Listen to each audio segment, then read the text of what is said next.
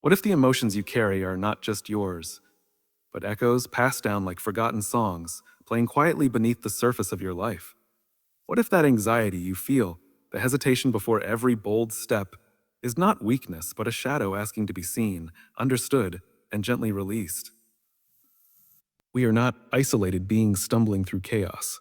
We are notes in a greater melody, written by something far older than fear and far wiser than doubt. Every challenge, every pause, every ache in the silence is part of that music. Life doesn't rush. It unfolds like a tide, pulling you not away from yourself, but deeper into your design.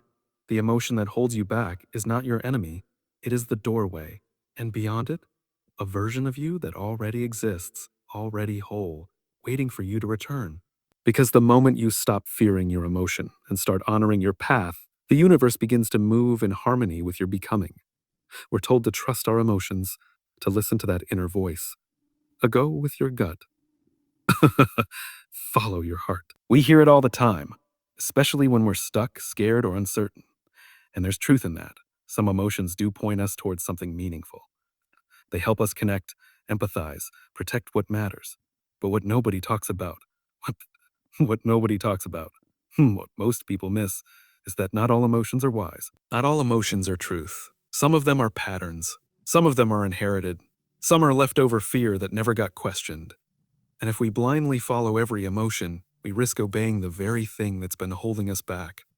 See, emotion is information. That's all. It's not a command. It's a signal. But we live in a culture that elevates feelings to the status of ultimate authority. We've replaced discernment with instant reaction. We've mistaken emotion for instinct. And so when fear shows up, we say, that means stop. When doubt shows up, we say, that must mean I'm not ready. When discomfort creeps in, we say, this must not be for me. But what if those emotions aren't your intuition talking? What if they're just echoes of old experiences, habits in disguise? The problem isn't that we feel. The problem is that we've stopped asking questions about those feelings. We never pause and say, where is this coming from? Is this protecting me or limiting me? Is this fear trying to keep me safe or trying to keep me small? Let's take fear. Fear is useful. It keeps us alive. It stops us from jumping off buildings or touching fire. But fear doesn't know the difference between a real threat and an imagined one. It doesn't know if you're running from a lion or giving a speech or applying for your dream job. It just says, a danger. And if you listen to that without context, without curiosity, you will spend your life obeying it. Fear will always feel like truth. But that doesn't make it accurate. And then there's doubt. Doubt disguises itself as wisdom. It makes you feel like you're being cautious when really, you're just hesitating. You're waiting for perfect certainty, which never comes. So you stall. You shrink. You label it as a thinking things through, but what you're really doing is giving your doubt a job title. You're making it sound noble when it's actually keeping you stuck. So here's the truth. Just because an emotion feels strong doesn't mean it's right.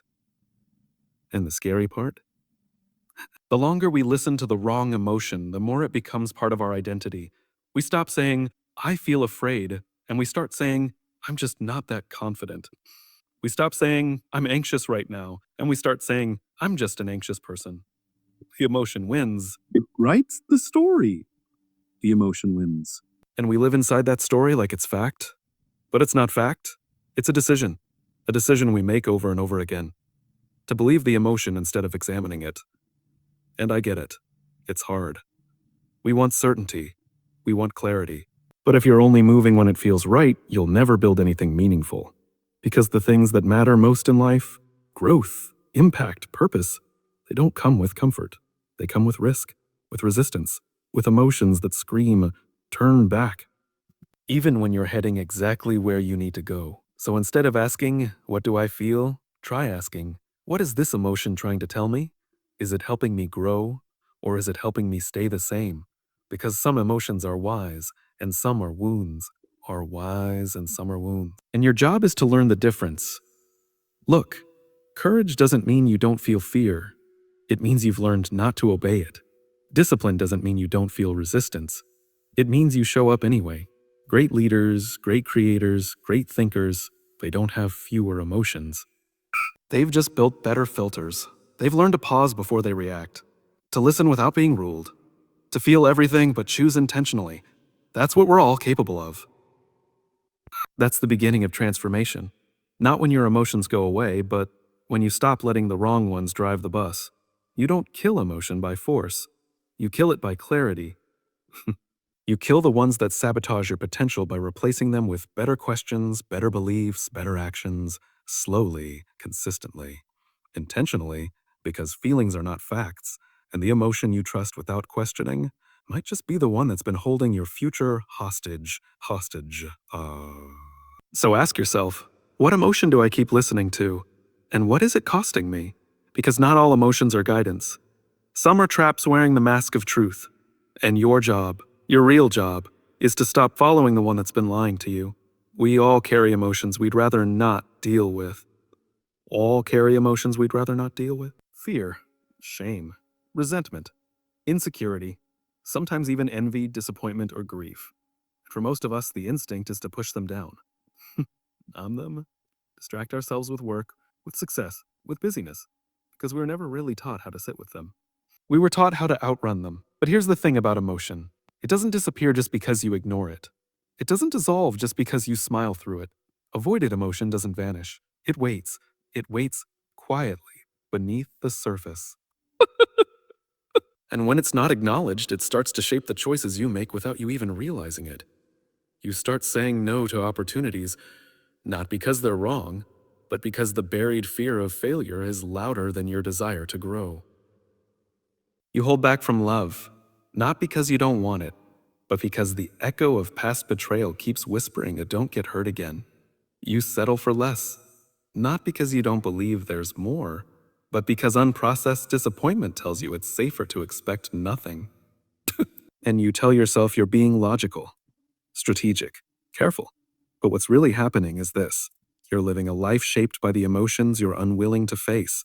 You've built a cage with no bars, just boundaries drawn by avoidance. And the tricky part is, from the outside, everything might look fine.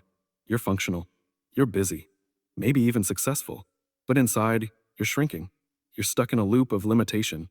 Not because you're weak or lazy or broken, but because there's an emotion you keep sidestepping. And that avoidance, that's what's quietly costing you your potential. See, emotional avoidance doesn't show up with a red flag. It doesn't tap you on the shoulder and say, hey, you're holding yourself back. It shows up as procrastination, perfectionism, chronic overthinking. It shows up as burnout that never goes away or motivation that never seems to return. It wears masks, masks that look like ambition when really they're fear dressed up in productivity. I've met so many people who are brilliant, talented, and driven, but stuck. Not because they don't know what to do, but because there's an old emotion clouding their path. A story they never healed, a moment they never processed, a feeling they never made peace with.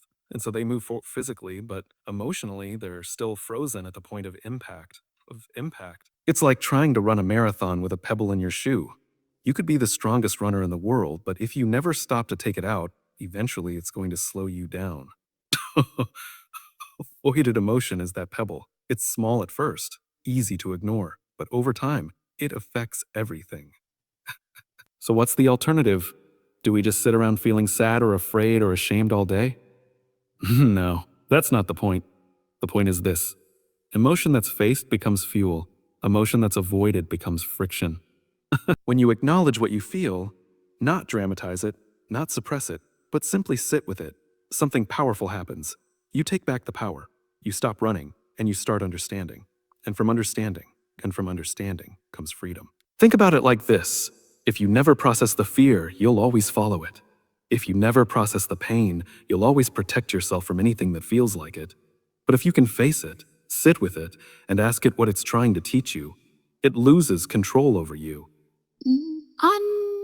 And this isn't just emotional, it's practical. You can't build something meaningful on top of emotional landmines. You can't make confident decisions if you're secretly trying to avoid being triggered. You can't grow into your full potential if you're carrying unspoken weight.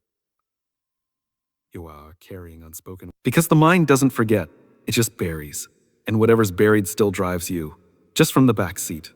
And here's what I've learned from people who have done the inner work, the real work. They're not fearless. They're not invincible. They're not void of emotion. But they're honest with themselves. They know what they feel. They don't pretend. And that emotional honesty gives them an edge. Because once you stop hiding from your feelings, you stop hiding from your life. You show up differently. You connect more deeply. You lead more authentically. And you stop needing the world to validate you, because you've already done the work of validating yourself. That's the power of facing what you'd rather avoid. It doesn't make you weak. It makes you wise. So if there's something in you right now, a feeling, a memory, a fear that you've been dodging, let me tell you this. You're not broken because you feel it. You're human. But if you want to grow, if you want to lead, if you want to live a life that reflects your full potential, it's time to stop running from it. Because the emotions you avoid don't go away. They become the quiet architects of a smaller life. And the moment you stop avoiding them, that's the moment you start reclaiming your future. One of the most liberating truths we can learn is this. Our feelings are real, but they are not always right. Now, that might sound a little strange, especially in a world that encourages us to trust our gut, listen to our heart, and follow our feelings. And there's value in that. Intuition is powerful.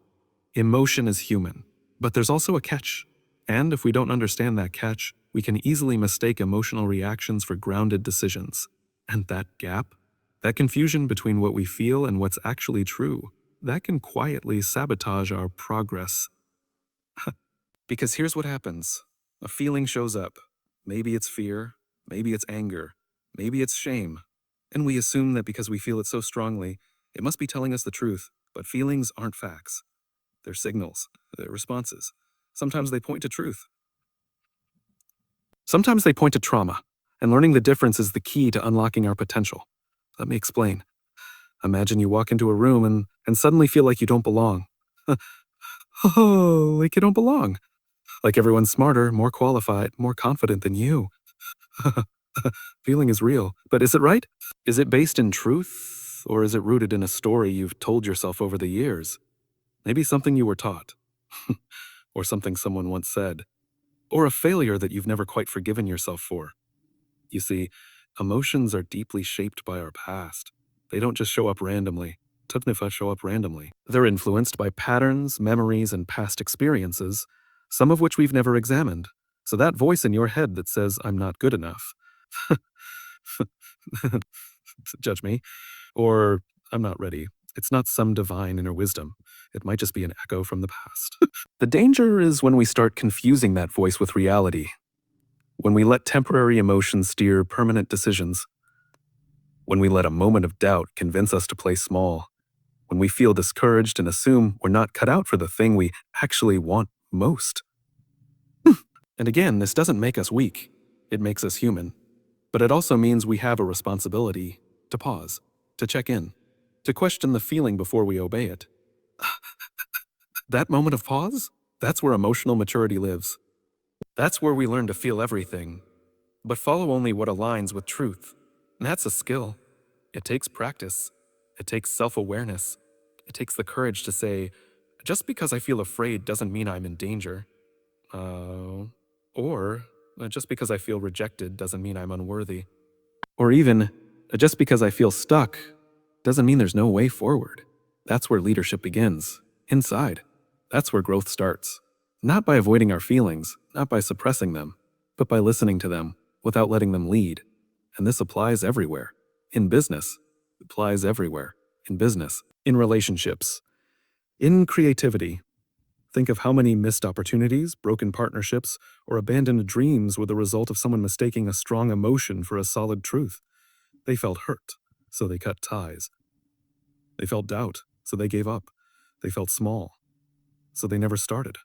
And it's not because they were wrong to feel those things, it's because they never slowed down long enough to ask why they felt them, or if those feelings were rooted in something real and current, or something old and outdated. Our emotions are like weather.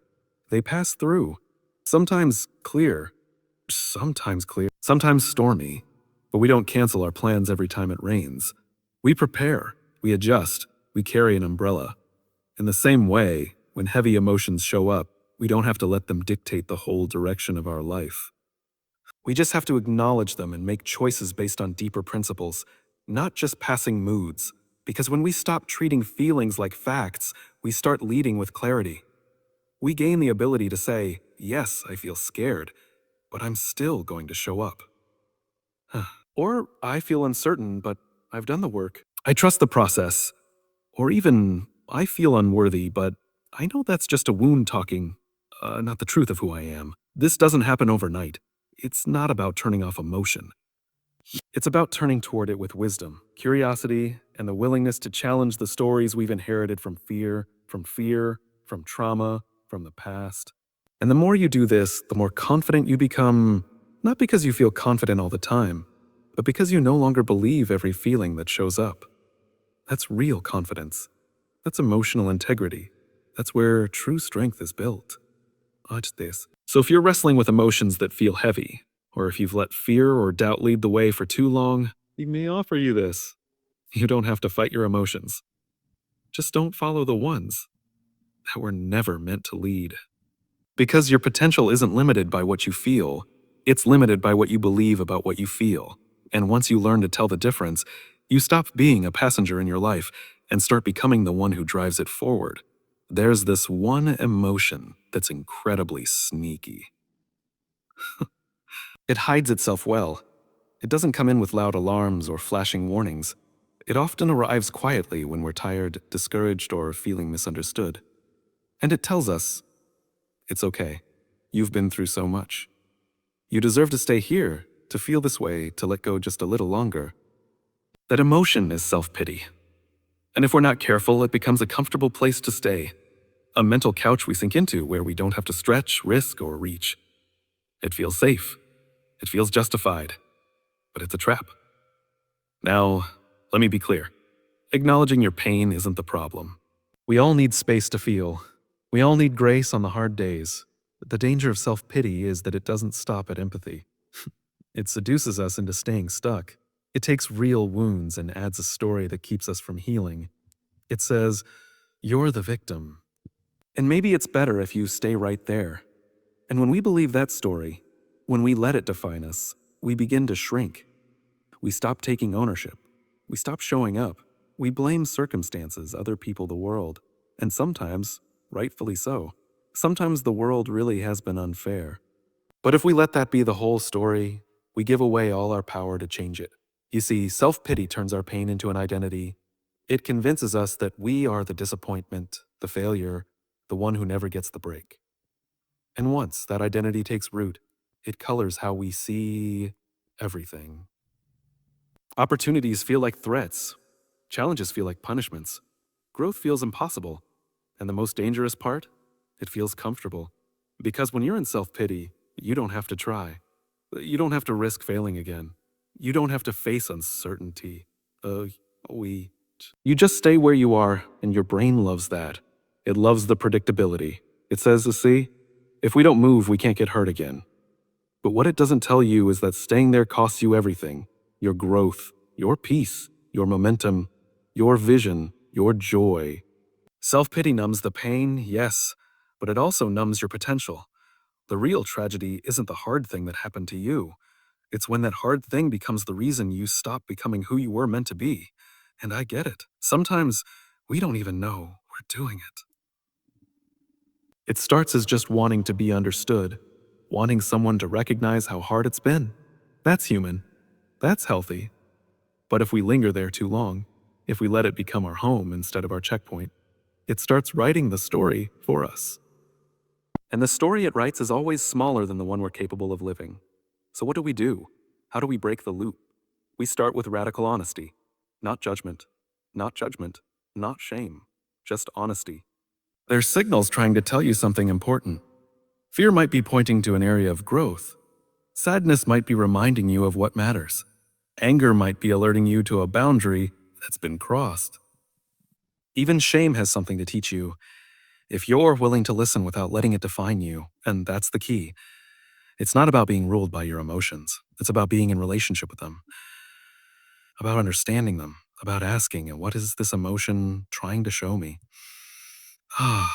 instead of shoving it aside like it doesn't belong. Because here's the truth: emotions that are buried don't stay buried.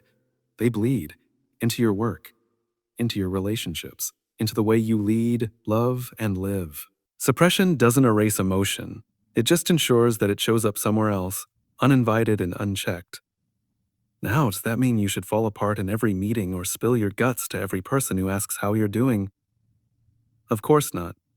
Understanding emotion isn't about broadcasting it. It's about owning it. It's about creating a space, even if it's just within yourself, to say, I feel this. I don't need to justify it. I just need to name it so it doesn't own me. And when you do that, when you get curious instead of reactive, you take your power back.